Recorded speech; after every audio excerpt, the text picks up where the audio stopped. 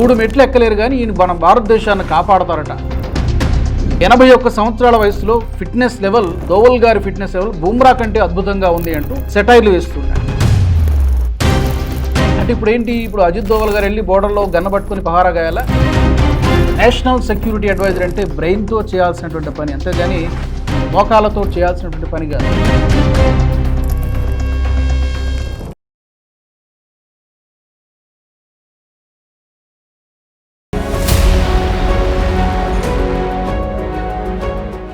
నమస్తే, welcome to view point. మన national security adviser Ajit Doval గారి గురించి అందరికీ తెలిసినటువంటి విషయమే. ఇండియన్ జేమ్స్ బాండ్ అని పిలుస్తారు చాలామంది, మాస్టర్ స్ట్రాటజిస్ట్, స్పై మాస్టర్ అని కూడా రకరకాలుగా ఆయన పిలుస్తూ ఉంటారు. అజిత్ దోవల్ గారు ఈ దేశానికి చేసినటువంటి సేవ, ఇప్పుడు కూడా చేస్తున్నటువంటి సేవ నాకు తెలిసి భారతదేశ చరిత్రలో ఏ నేషనల్ సెక్యూరిటీ అడ్వైజర్ కూడా చేయలేదు.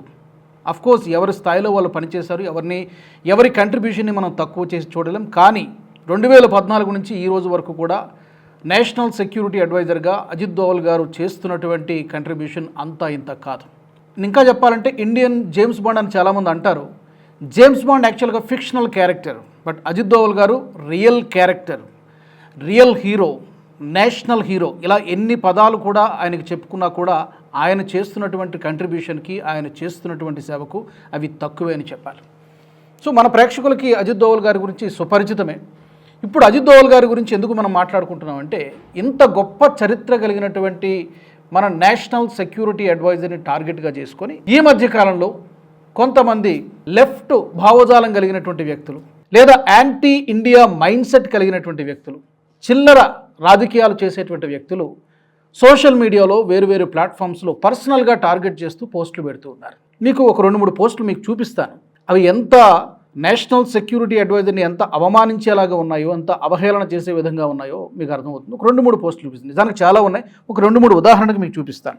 పర్సనల్గా ఎందుకు టార్గెట్ చేస్తున్నారు, ఎవరు చేస్తున్నారు, ఎవరు చేయిస్తున్నారు, వాళ్ళ ఎజెండా ఏంటి, వాళ్ళకి ఎలాంటి పనిష్మెంట్ ఉండాలి, ఒక్కొక్కటిగా మనము ఈ వీడియోలో చూద్దాం. ఫస్ట్ ట్వీట్ మీరు చూడండి. నెహర్ హూ అంట, ఎవరో సంబడి. అందులో అజిత్ దోవల్ గారి ఒక క్లిప్ ఉంది. ఆయన మెట్లెక్కుతూ ఉన్నారు. ఆయన వయసు దాదాపు 81 సంవత్సరాలు. కొంచెం ఇబ్బంది పడుతూ ఉన్నారు ఆ మెట్లు ఎక్కడానికి. ఆ యొక్క వీడియో క్లిప్ని పోస్ట్ చేస్తూ cannot claim 3 stairs but handling India's security, 3 మెట్లు ఎక్కలేరు కానీ ఈయన మన భారతదేశాన్ని కాపాడతారట అంటూ అజిత్ దోవల్ గారిని అవహేళన చేస్తూ, ఎగతాళి చేస్తూ పెట్టినటువంటి పోస్ట్ మీకు కూడా స్క్రీన్ మీద కనబడుతుంది. అంటే ప్రపంచంలోనే అత్యధిక జనాభా కలిగినటువంటి దేశానికి ఇంతకంటే సమర్థవంతుడు దొరకలేదా నేషనల్ సెక్యూరిటీ అడ్వైజర్గా అంటూ ఆ పోస్ట్ని పెట్టాడు. మీరు కూడా చూడొచ్చు. ఓకే, ఇంకొక పోస్ట్ చూద్దాం. మరొక పోస్ట్ మనం చూస్తున్నాం. డాక్టర్ నిమో యాదవ్ అంట. ఇతను కూడా ఇంచుమించు అదే సేమ్ వీడియో క్లిప్ని పోస్ట్ చేశాడు. 81 సంవత్సరాల వయసులో ఫిట్నెస్ లెవెల్, దోవల్ గారి ఫిట్నెస్ లెవెల్ బుమ్రా కంటే అద్భుతంగా ఉంది అంటూ సెటైర్లు వేస్తున్నాడు. అంటే అతనిలో దేశభక్తి భావం ఉప్పొంగుతోంది. అందుకనే 81 సంవత్సరాల వయసులో కూడా ఆయన దేశానికి సేవ చేస్తున్నారు ఎన్ఎస్ఏగా. కానీ ఆయనతో పాటు ఆయన ఈక్వల్ ఏజ్ ఉన్న వాళ్ళందరూ కూడా మనవళ్లతోనూ మనవరాళ్లతోనూ ఆడుకుంటూ ఉన్నారంటూ అజిత్ దోవల్ గారి పైన సెటైర్లు వేస్తున్నారు. బూమ్రాతో కంపేర్ అంటే ఆయన ఫిట్నెస్ పట్ల మెట్లెక్కలేకపోతున్నారు కదా అనేటువంటి దాన్ని సెటైరికల్గా అవహేళన చేస్తూ పెట్టినటువంటి పోస్ట్ ఇది. మరొక పోస్టు. ఓకే, ఇంకా ఇంకొకడు బయలుదేరాడు. ప్రేమ్ ప్రకాష్ అంట. ఇది కూడా ట్విట్టర్ హ్యాండిల్ మీకు చూపిస్తున్నాను స్క్రీన్ పైన. మేబీ హీ ఈజ్ డూయింగ్ పశ్చాత్తాప్ ఫర్ హిజ్ సన్. అంటే అతని కొడుకు విదేశాల్లోకి వెళ్ళిపోయాడు కాబట్టి దానికి ప్రాయశ్చిత్తంగా, పశ్చాత్తాపంగా ఇతను దేశానికి సేవ చేస్తున్నాడని చెప్పి ఇతను మాట్లాడుతూ ఉన్నాడు. ఇట్లా ఎవరికి నచ్చినట్టు వాళ్ళు పోస్టులు పెడుతూ ఉన్నారు. వీళ్ళందరూ కూడా పేటీఎం బ్యాచ్.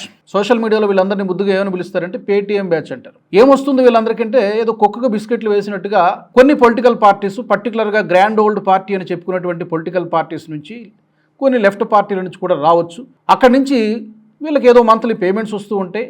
వీళ్ళ పని ఒకటే ఎజెండాగా పెట్టుకొని ఈ పోస్ట్ అని కూడా చేస్తుంటారు. కేవలం వ్యక్తిత్వ హననము, anti India mindset, BJP నేతలను, పర్టికులర్గా ప్రధానమంత్రి మోదీ గారిని కానివ్వండి, అమిత్ షా, లేకపోతే రాజ్నాథ్ సింగ్, ఇలా కీలకమైనటువంటి వ్యక్తులు ఎవరైతే ఉంటారో వాళ్ళందరినీ టార్గెట్ చేస్తూ, సంబంధం ఉన్నా లేకపోయినా వాటిని నిరికించేసి ఏదో విధంగా రంధ్రాన్వేషణ చేస్తూ పోస్టులు పెట్టడము రకరకాల ప్లాట్ఫామ్స్లో, ట్విట్టర్ కావచ్చు, ఫేస్బుక్ కావచ్చు, ఇన్స్టాగ్రామ్ కావచ్చు, ఇలా రకరకాలుగా పోస్టులు పెడుతూ ఉంటారు. సరే, అధికార పక్షం ప్రతిపక్షాల మధ్య విమర్శలు, ప్రతి విమర్శలు సహజమే. కానీ నేషనల్ సెక్యూరిటీ అడ్వైజర్గా ఉన్నటువంటి, దేశానికి అత్యంత ఉన్నతమైనటువంటి స్థాయిలో సేవలు అందిస్తున్నటువంటి రాజకీయాలతో సంబంధం లేనటువంటి అజిత్ దోవల్ గారి పైన ఇలాంటి సెటైరికల్ పోస్టులు పెట్టడం అనేది ఇంతకంటే దిగజారుడు రాజకీయాలు ఇంకేమైనా ఉంటాయా? చేస్తున్న వాళ్ళు బయటికి కనబడుతున్న వాళ్ళు కొంతమంది, కానీ అసలు వెనకుండి చేయిస్తున్నటువంటి వాళ్ళు ఎవరు?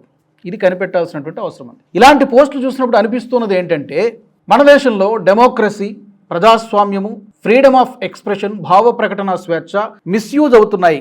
అంటే అవసరానికి మించున్నాయేమో అనిపిస్తుంది ఈ రెండు కూడా. ఫ్రీడమ్ ఆఫ్ ఎక్స్ప్రెషన్ పేరుతోటి ఏదైనా మాట్లాడవచ్చు, ఏదైనా పోస్టులు పెట్టవచ్చు, ఎవరి మీదైనా నోటుకు వచ్చినట్టు వాగొచ్చు, ఏమీ అనకూడదు. పొరపాటున వీళ్ళు ఏమైనా కనుక యాక్చువల్గా చేయాల్సింది ఏంటంటే వీళ్ళ అకౌంట్స్ని బ్లాక్ చేయాలి. ఏ ప్లాట్ఫామ్లో అయితే పెట్టారో ఆ ప్లాట్ఫామ్లో అకౌంట్స్ని బ్లాక్ చేయాలి. ఇంకా అవసరమైతే చట్టపరంగా చర్యలు కూడా తీసుకోవాల్సినట్టు అవసరం ఉంది. లోపల వేసి ఒక 4 రోజులు ఉంచితే సెట్ అయిపోతారు. కానీ అది జరగడం లేదు. కారణం ఏంటంటే వీళ్ళ మీద యాక్షన్ తీసుకుంటే వెంటనే కొన్ని రాజకీయ పార్టీలు గొంతు ఎత్తుతాయి, గళాన్ని వినిపిస్తాయి. అదిగో చూసారా, మీడియా స్వేచ్ఛన, లేకపోతే ఇన్ఫ్లుయెన్సర్స్ని తొక్కేస్తున్నారు, ఇన్ఫ్లుయెన్సర్స్ గొంతు నొక్కేస్తున్నారు, మాట్లాడే స్వేచ్ఛను ఇవ్వడం లేదంటూ రకరకాలుగా చాలా పొలిటికల్ పార్టీస్ మళ్ళీ వీళ్ళకు మద్దతుగా పోస్టులు పెట్టడమో, లేకపోతే ఆందోళనలు, ధర్నాలు చేయడమో ఇవన్నీ కూడా చేస్తుంటాయి. కాబట్టి అందుకని బహుశా వీళ్ళని చూసి చూడనట్టు పోలీస్ డిపార్ట్మెంట్ కానీ ప్రభుత్వం కానీ చూసి చూడనట్టు వదిలేస్తుందేమో. అందుకనే వీళ్ళందరూ కూడా ఇలా రెచ్చిపోయి మీకు ఒక 3-4 పోస్టులు మాత్రమే చూపించాను. మరొక పోస్ట్ కూడా చూడండి. ది బ్లాంక్ పేజ్ అఫీషియల్ అంట. ది బుద్ధ దుగ్గల్ 80+ అంటే ఈ ముసలవాడు అని మాట్లాడుతూ ఉన్నారు. చూడండి, ఇది వీళ్ళకు ఉన్నటువంటి సంస్కారం. ఫుల్లీ డిప్రిషియేటెడ్, ఇంకెందుకు పనికిరాడినా ఇలాంటి వ్యక్తిని తీసుకొచ్చి నేషనల్ సెక్యూరిటీ అడ్వైజర్గా అతను నడవలేకపోతున్నాడు సరిగా, ఇతనేం దేశానికి రక్షణ కల్పిస్తాడు అని చెప్పి మాట్లాడుతూ ఉన్నారు. వీళ్ళందరికీ చెప్పాల్సినటువంటి సమాధానం ఏంటి అంటే, అసలు ఒక నేషనల్ సెక్యూరిటీ అడ్వైజర్గా ఉన్నటువంటి వ్యక్తికి ఉండాల్సినటువంటి లక్షణాలు కానీ క్వాలిటీస్ కానీ ఏంటి? 6 ప్యాక్ బాడీ కావాలా, లేకపోతే కండలు తిరిగినటువంటి శరీరం ఏమైనా కావాలా, లేకపోతే బాలీవుడ్ హీరోలాగా, హృతిక్ రోషన్ లాగా, సల్మాన్ ఖాన్ లాగా, జాన్ అబ్రహం లాగా అలాంటి వాళ్ళని తీసుకొచ్చి నేషనల్ సెక్యూరిటీ అడ్వైజర్గా పెడతారా? అఫ్కోర్స్ ఫిజికల్ ఫిట్నెస్ ఉంటుంది, అది వేరే విషయం. కానీ ఇక్కడ ఈ పోస్ట్కి ఉండాల్సినటువంటి అర్హతలు ఏంటి అంటే కొన్ని బ్రీఫ్గా మనం చెప్పుకుందాం. ఒక నేషనల్ సెక్యూరిటీ అడ్వైజర్కి ఉండాల్సినటువంటి లక్షణాలు ఏంటి అంటే, ఒక స్ట్రాటజిక్ విజన్ ఉండాలి. అంటే రాబోయే 10-20 సంవత్సరాలలో మన దేశానికి ఎలాంటి సవాళ్ళు ఎదురవుతాయో ముందుగా ఊహించి దానికి తగ్గట్టుగా మన వ్యూహాలను సిద్ధం చేసుకోవాలి. ఒక లాంగ్ టర్మ్ స్ట్రాటజిక్ విజన్ ఉండాలి. తర్వాత అనలిటికల్ ఎబిలిటీ ఉండాలి. ఒక ఎన్ఎస్ఏ అంటే ఎంతో ఇంటెలిజెన్స్ సమాచారం వస్తుంది, అందులో కొన్ని ఫాల్స్ ఇన్ఫర్మేషన్ ఉంటాయి, కొన్ని రైట్ ఇన్ఫర్మేషన్ ఉంటాయి, దాన్ని అనలైజ్ చేయాల్సి ఉంటుంది. ఇవన్నీ కూడా నిజమైనటువంటి సమాచారాన్ని, ప్రోపగండా ఏది, నిజమైనటువంటి సమాచారం ఏంటి, దీంట్లో వ్యత్యాసాలు తెలుసుకోగలిగి ఉండాలి. ఇతరులు ఎవరికి కనిపెట్టలేనటువంటి ప్యాటర్న్స్ని గుర్తించగలగాలి. సో ఇది ఈ ఎబిలిటీ ఉండాలి. అలాగే జియో పొలిటిక్స్ పైన, ప్రపంచ రాజకీయాలపైన చాలా లోతైనటువంటి అవగాహన ఉండాలి. అమెరికాలో ఏం జరుగుతోంది, మన చుట్టుపక్కల నైబరింగ్ కంట్రీస్లో ఏం జరుగుతోంది, అందులో భారత్కి వ్యతిరేకంగా ఏమైనా కాన్స్పిరసీస్, కుట్రలు జరుగుతున్నాయి, డెఫినెట్గా జరుగుతాయి. 365 రోజులు 24 గంటలు డెఫినెట్గా జరుగుతాయి. మన అదృష్టం ఏంటంటే 2014 నుంచి ఈ రోజు వరకు కూడా భారత్ను ముక్కలు చేయడానికి ఎన్నో ప్రయత్నాలు అగ్రదేశాలు చేశాయి, ఇప్పుడు కూడా చేస్తున్నాయి. మన చుట్టూ ఉన్నటువంటి దేశాలు కూడా చేస్తున్నాయి. పంజాబ్ నుంచి కశ్మీర్ వరకు, కేరళ, తమిళనాడు, ఇట్లా వేరు రాష్ట్రాల్లో ఎన్నో ఉగ్రవాద మాడ్యూల్స్, టెర్రర్ మాడ్యూల్స్ని భగ్నం చేశారు. మరి దీని వెనక ఎవరి హస్తం ఉంది? అజిత్ దోవల్ గారి వ్యూహం లేదా? ఆయన ముందుండి దిశానిర్దేశం చేయబట్టే కదా. కోర్స్ వీళ్ళందరూ పనిచేస్తున్నారు, త్రివిధ దళాలు సమర్థవంతంగా పనిచేస్తున్నాయి, నేవీ, ఆర్మీ, ఎయిర్ ఫోర్స్ పనిచేస్తున్నాయి, ఎన్ఐఏ పనిచేస్తోంది, ఐబీ పనిచేస్తుంది, వీళ్ళందరూ పనిచేస్తున్నారు. బట్ ఈ వ్యవస్థలన్నీ కూడా ఇంతకుముందు కూడా ఉన్నాయి కదా, 2014 ముందు కూడా ఉన్నాయి కదా. మరి అప్పుడు ఎందుకు బాంబు పేలుళ్లు జరిగాయి? అంటే వ్యవస్థల్ని, సిస్టమ్ని సరిగ్గా ఉపయోగించుకోకపోతే, ఇంటెలిజెన్స్ గ్యాదరింగ్ సరిగ్గా లేకపోతే ఎన్ని ప్రమాదాలు, ఎన్ని దేశంలో విధ్వంసాలు జరుగుతాయి మనం చూసాం. యూపీఏ హయాంలో బాంబు పేలుళ్లు చాలా సర్వసాధారణం. సరే, అది వేరే అంశం. ఓకే, సో ఇలాంటి అంతర్జాతీయ రాజకీయాలు, సైనిక వ్యూహాలు, ప్రపంచ ఆర్థిక వ్యవస్థ, ఎనర్జీ సెక్యూరిటీ, మ్యారిటైమ్ సెక్యూరిటీ, ఇన్ని విషయాలపైన తలపండినటువంటి వాళ్ళు అయి ఉండాలి, అనుభవం ఉండాలి, స్ట్రాటజీస్ తెలిసి ఉండాలి. అండ్ అత్యంత ఒత్తిడిలో చాలా పీస్ఫుల్గా పనిచేసేటువంటి సామర్థ్యం ఉండాలి. ఇంత పెద్ద దేశానికి ఎన్ఎస్ఏగా ఉండడం అంటే, జాతీయ భద్రతా సలహాదారుగా ఉండడం అంటే మామూలు విషయం కాదు. ఎన్ని ఒత్తిడులు ఉంటాయి, ఎన్ని రకాల ఒత్తిడులు ఉంటాయి, ఎంతమందితో కోఆర్డినేట్ చేసుకోవాల్సి ఉంటుంది. ప్రైమ్ మినిస్టర్తో, హోమ్ మినిస్టర్తో, త్రివిధ దళాధిపతులతో, ఇంటెలిజెన్స్ వింగ్స్తో, ఐబీతో, రాతో, ఇన్ని వ్యవస్థలతో కోఆర్డినేట్ చేసుకుని, సమన్వయం చేసుకుని పనిచేయాలి. చాలా రకాల ఒత్తిళ్ళు ఉంటాయి. ఇన్ని ఒత్తిళ్ల మధ్య ఒక రైట్ డెసిషన్స్ తీసుకోవాల్సి ఉంటుంది. ఒక్కోసారి మనం తీసుకున్నటువంటి నిర్ణయాలు సత్ఫలితాలు కూడా ఇవ్వకపోవచ్చు. అలాంటప్పుడు విమర్శలు కూడా వస్తాయి. వాటిని కూడా తట్టుకోవాల్సినటువంటి తట్టుకొని నిలబడాల్సినటువంటి పరిస్థితి ఉంటుంది. సో ఇది కదా ఒక నేషనల్ సెక్యూరిటీ అడ్వైజర్కి ఉండాల్సినటువంటిది. ఈ ఎమోషనల్ ఇంటెలిజెన్స్ కావాలి, స్ట్రాటజీస్ తెలిసి ఉండాలి, భవిష్యత్తును ఫోర్కాస్ట్ చేయగలిగి ఉండాలి, ఇన్ని విషయాల పట్ల అవగాహన ఉండాలి. అతనే నేషనల్ సెక్యూరిటీ అడ్వైజర్. మరి ఇవన్నీ అజిత్ దోవల్ గారిలో ఉన్నాయి కాబట్టే ఆయన టర్మ్ అయిపోయినప్పటికీ కూడా ప్రధానమంత్రి మోదీ గారు పట్టుబట్టి ఆయన్నే ఇప్పుడున్నటువంటి పరిస్థితికి మీరు ఉండాలి మరి కొంతకాలం పాటు అని చెప్పి ఆయన పట్టుబట్టి ఒప్పించి ఆయననే కొనసాగిస్తూ ఉన్నారు. మరి అలాంటి వ్యక్తిని పట్టుకొని మనం ఈ రోజున ఏం మాట్లాడుతున్నాం? చిల్లర చేష్టలు, చిల్లర రాజకీయాలు, చిల్లర పోస్టులు ఇవన్నీ కూడా చేస్తూ ఉన్నారు. అంటే ఇప్పుడు ఏంటి, ఇప్పుడు అజిత్ దోవల్ గారు వెళ్ళి బోర్డర్లో గన్న పట్టుకొని పహారా గాయాలా? అలా ఆయన చేసిన రోజులు చేశారు. ఆయన యుక్త వయసులో ఉన్నప్పుడు, ఆయన సర్వీస్లోకి వచ్చినప్పుడు చేశారు. నిజానికి ఆయన చేసినటువంటి కంట్రిబ్యూషన్ గురించి కూడా చెప్తాను కొన్ని మాటలు. కాబట్టి ఆయన చేయాల్సినటువంటి కంట్రిబ్యూషన్ ఏంటి? ఇప్పుడు నేను చెప్పిందంతా కూడా ఆయన చేస్తూ ఉన్నారు. ఆయన చేయాల్సిన దానికంటే 200% ఈ దేశానికి ఇస్తూ ఉన్నారు అజిత్ దోవల్ గారు. ఆయన ఇచ్చేటువంటి ఆదేశాలతో కొన్ని లక్షల మంది సైన్యానికి ఆయన ఆదేశాలు ఇవ్వాల్సి ఉంటుంది, ఆయన స్ట్రాటజీస్ ఇవ్వాల్సి ఉంటుంది.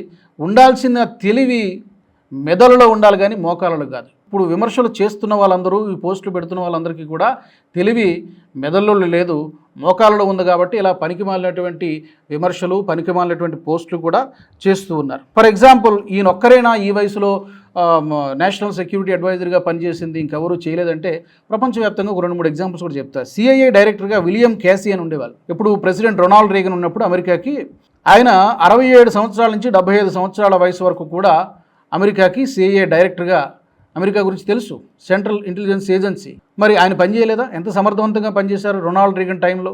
ఆ తర్వాత మొసాద్ గురించి మనకు తెలుసు. ఇజ్రాయెల్లో ప్రపంచంలోనే అత్యంత శక్తివంతమైనటువంటి the most powerful intelligence agency Mossad.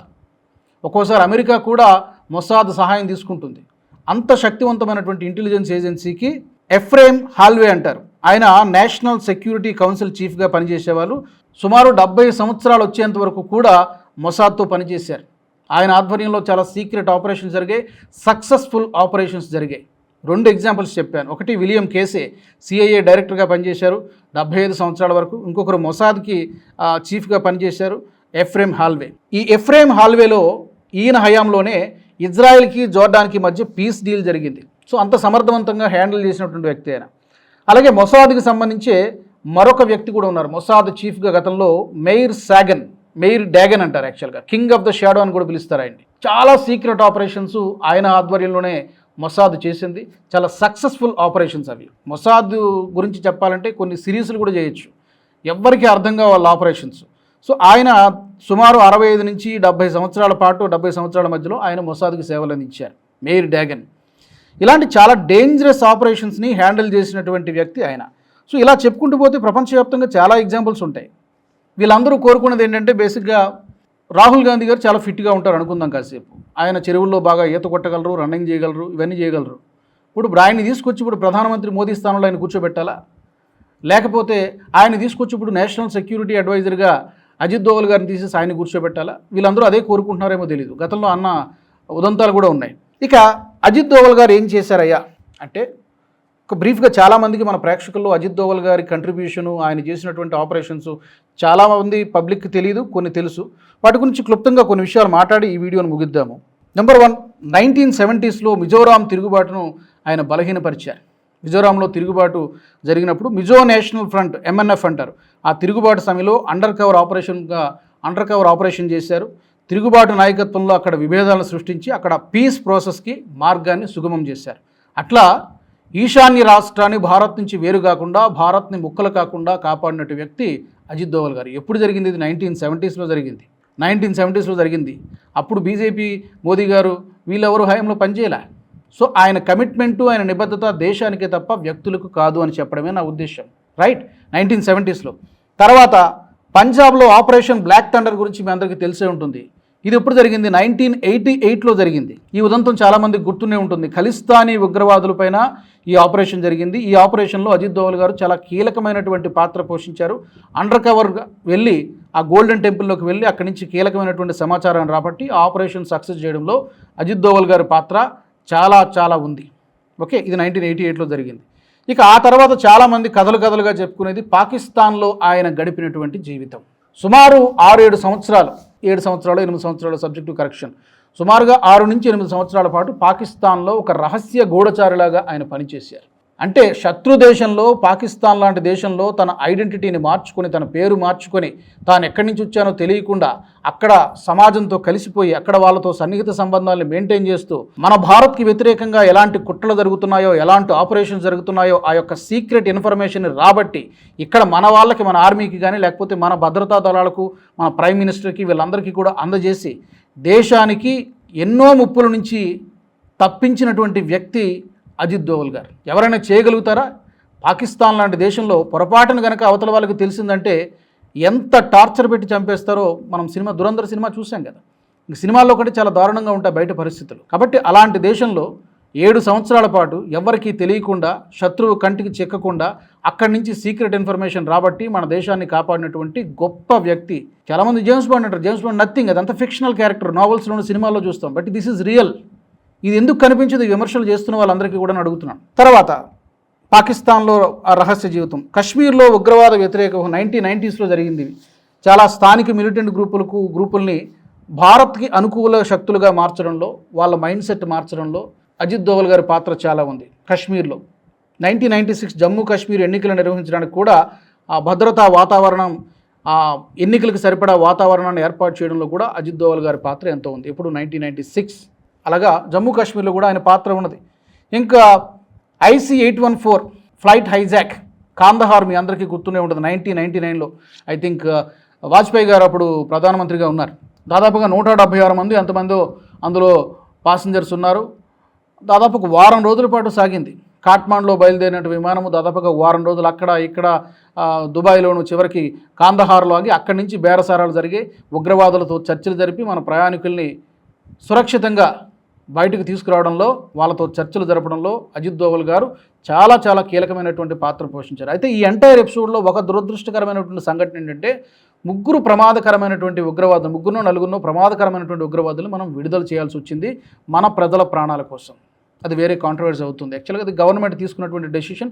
But వాళ్ళతో మన ప్రజలకి, అంటే ఎవరైతే అందులో ఆన్బోర్డింగ్ ఉన్నారో ఆ ఫ్లైట్లో, IC-814 ఫ్లైట్లో ఎవరైతే ఆన్బోర్డింగ్ ఉన్నారో వీలైనంత వరకు వాళ్ళకి ఎక్కువ ప్రాణ నష్టం కాకుండా వాళ్ళతో ఉగ్రవాద సంస్థలతో డీల్ చేయడం, ఇదంతా కూడా చాలా అత్యంత చాకచక్యంగా నిర్వహించడంలో అజిత్ దోవల్ గారు ఎక్సలెంట్గా పనిచేశారు, అద్భుతంగా పనిచేశారు. మీరు ఇదంతా మర్చిపోగలుగుతామా మనం?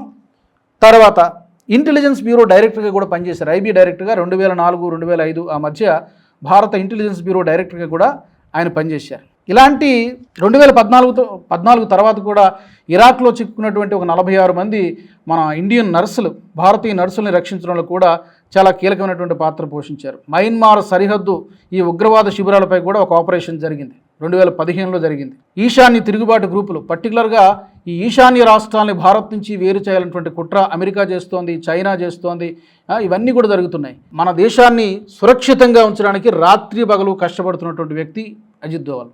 ఈశాన్య రాష్ట్రాలు కావచ్చు, పంజాబ్ కావచ్చు, కశ్మీర్ కావచ్చు, ఎక్కడెక్కడైతే సరిహద్దు రాష్ట్రాలు ఉన్నాయో మొత్తం డేగ కన్నుతో పహారా కాస్తూ దేశానికి ఏది అవసరమో, ఎలాంటి వ్యూహం అనుసరిస్తే బాగుంటుందో అదంతా కూడా చేస్తూ వస్తున్నారు అజిత్ దోవల్ గారు. అండ్ 2016లో జరిగినటువంటి ఊరి సర్జికల్ స్ట్రైక్స్, ఊరి దాడి తర్వాత సర్జికల్ స్ట్రైక్స్ 2016లో జరిగాయి, మనం మర్చిపోగలుగుతామా?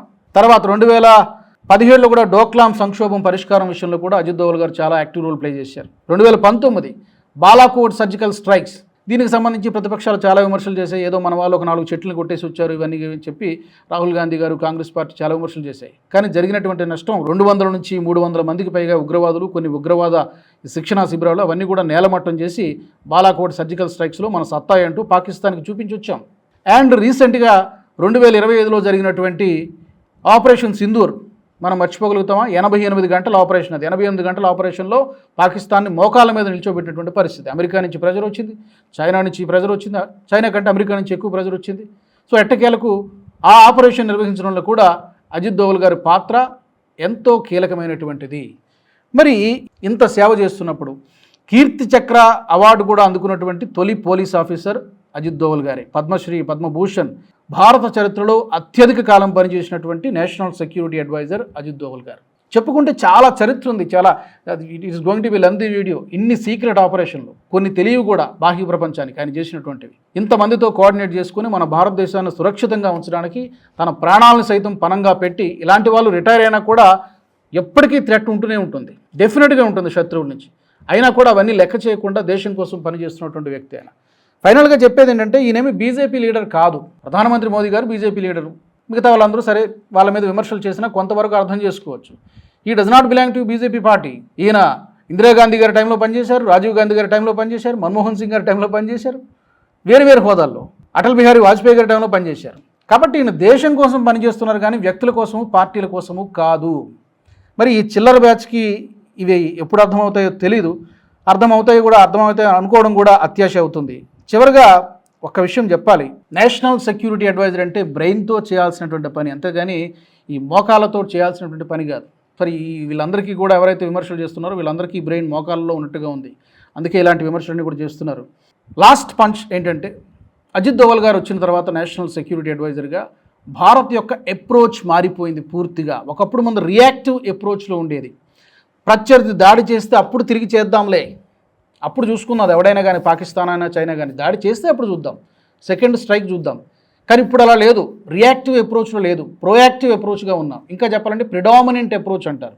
మన మీద దాడి చేయాలనేటువంటి ఆలోచన ప్రత్యర్థికి వచ్చినప్పుడే ఆ ఆలోచనే రాకుండా, ఒకవేళ వస్తే దాన్ని అక్కడే అంతం చేయాలనేటువంటి విధంగా ముందే మనం అటాక్ చేస్తున్నాం. సో అలాంటి మోడ్లో ఈ రోజున భారత్ ఉంది. దిస్ ఈజ్ నయా భారత్. దీని వెనక ఎంతోమంది మేధావులు, ఎంతోమంది మోదీ గారు లాంటి వాళ్ళు, చాలామంది మంత్రులు, చాలామంది పనిచేస్తున్నారు. It's not one man army అని చెప్పలేం. కానీ వీళ్ళందరినీ కోఆర్డినేట్ చేయడంలో, ఈ దేశాన్ని సురక్షితంగా ఉంచడంలో ఇది అజిత్ దోవల్ గారి పాత్ర. కాబట్టి దీని వెనక డెఫినెట్గా ఈ ప్రతిపక్షాలు చేసేటువంటి దిగజారుడు రాజకీయాలు ఉన్నాయనేటువంటి విషయం చాలా స్పష్టంగా అర్థమవుతుంది. ఇలాంటి వాళ్ళకి ఏం పనిష్మెంట్ ఇవ్వాలి? ఫస్ట్ ఆఫ్ ఆల్ అయితే వీళ్ళ అకౌంట్స్ బ్లాక్ చేయాలి. తర్వాత ఎవరిపై పడితే వాళ్ళపైన ఇష్టం వచ్చినట్టు, ఎలాంటి ప్రూఫ్స్ లేకుండా, ఏమీ లేకుండా, ఫ్రీడమ్ ఆఫ్ ఎక్స్ప్రెషన్ పేరుతో ఇష్టం వచ్చినట్టు పోస్టులు పెడితే డెఫినెట్గా వీళ్ళని కూడా జైల్లో పెట్టాల్సినటువంటి అవసరం ఉంది. బట్ ఎందుకనో ప్రభుత్వం ఆ పని చేయట్లేదు, కాస్త లైట్ తీసుకుంటుంది. బట్ స్ట్రిక్ట్ యాక్షన్ డెఫినెట్గా ఉండి తీరాల్సిందే, అది ఎవరిపైనైనా కావచ్చు. మరి మీకేమనిపిస్తోంది? అజిత్ దోవల్ గారి పైన పర్సనల్గా జరుగుతున్నటువంటి ఈ వెర్బల్ అటాక్, ఈ పనికిమాలిన పోస్టులు, చిల్లర పోస్టులకు సంబంధించి మీ అభిప్రాయం ఏంటి? ఎందుకు చేస్తున్నారు? ఎవరు చేస్తున్నారు? వీళ్ళని ఏం చేయాలి? ఎలాంటి పనిష్మెంట్ ఇవ్వాలి? తప్పకుండా మీ ఒపీనియన్స్ని కామెంట్ సెక్షన్లో పెట్టండి. వచ్చే ఎపిసోడ్లో మరొక వ్యూ పాయింట్తో మళ్ళీ మీ ముందుకు వస్తాను. జై హింద్, జై భారత్. ఈ వీడియో మీకు నచ్చినట్టయితే లైక్ చేయండి, 10 మందికి షేర్ చేయండి. అలాగే కామెంట్ల రూపంలో మీ అభిప్రాయాలను మాతో పంచుకోండి. Nationalist hub group of channels ను సబ్స్క్రైబ్ చేసుకుని తెలుగునాట జాతీయవాద జర్నలిజాన్ని ప్రోత్సహించండి. ఈ వీడియో కింద ఉన్న బెల్ ఐకాన్ పై క్లిక్ చేయడం మర్చిపోవద్దు.